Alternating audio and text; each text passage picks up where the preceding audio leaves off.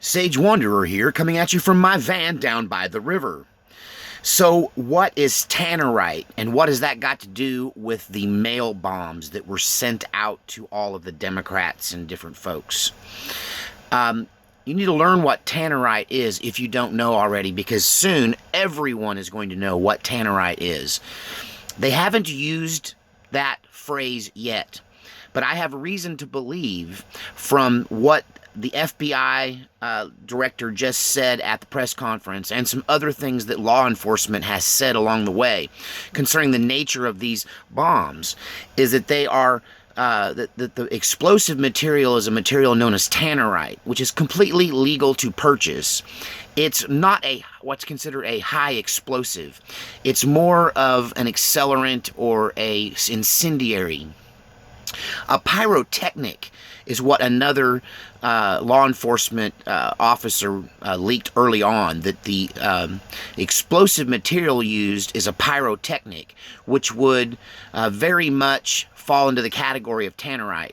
So Tannerite is a totally legal substance that you can purchase.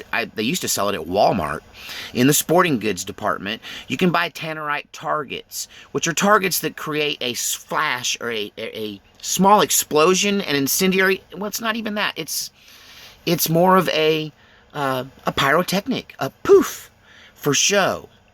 Now, can you take Tannerite and create bigger explosions? With lots of it, yes, you can. With more of it, I mean, you shoot a 5-gallon bucket of Tannerite, you're probably going to get a pretty big boom. The amount that would fit inside of a small piece of PVC pipe, like what these bombs were designed out of, how much Tannerite could you put in there, and how much of an explosion would it be? How much compression would you get from plastic? I don't know. I've never experimented or seen anyone experiment with bombs made from this Tannerite material. It's typically you put a can up there and you shoot it and boom. I mean, I did see a video where a side of a shed got blowed off and a guy almost got killed because he shot a big bucket of Tannerite.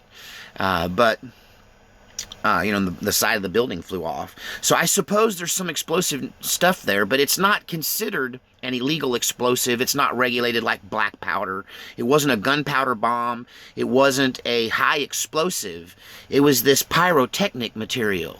And so also the shrapnel inside, it wasn't filled with metal. It was filled with glass shrapnel, these devices. So the idea I think the guy was hoping for, all of it says he's not a very smart bomb maker. And obviously, because none of them went off, or that he intended them not to go off.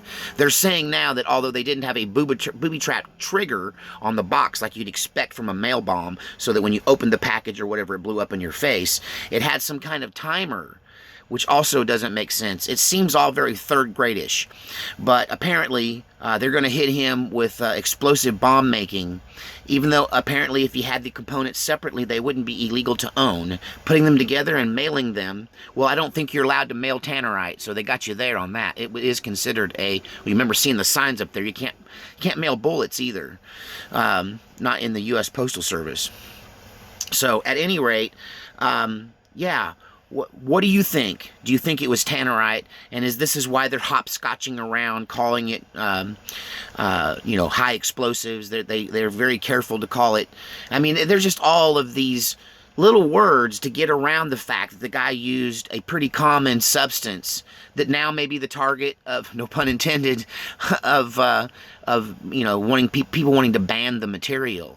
Even though none of it went boom. And I don't even know if a Tannerite bomb inside a plastic thing with some light bulb glass would blow up in your face. If it did, it might blind you, but I don't know if it's enough to kill somebody. So that's also, you'll notice that Jeff Sessions came out with the charges, and I did not hear attempted murder in any of those charges. It was all about mailing the explosives. They got him for assault, which may have something to do with his arrest. Maybe he resisted. They got him for assault. One of the charges was assaulting federal agents, I believe. So, at any rate, he definitely did not get charged with attempted murder, which I find very interesting. It means the bombs weren't lethal, or there was no lethal intent.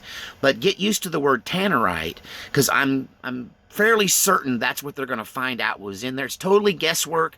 I'm just guessing it based on what they're not telling you, on how they're hem-hawing around about exactly what kind of explosive was used, because Tannerite technically isn't an explosive. It's a pyrotechnic. It's meant to put on a show, and it's meant to be fairly safe when used in small amounts. So, yeah, tell me what you think about Tannerite. Maybe you have some experience with it.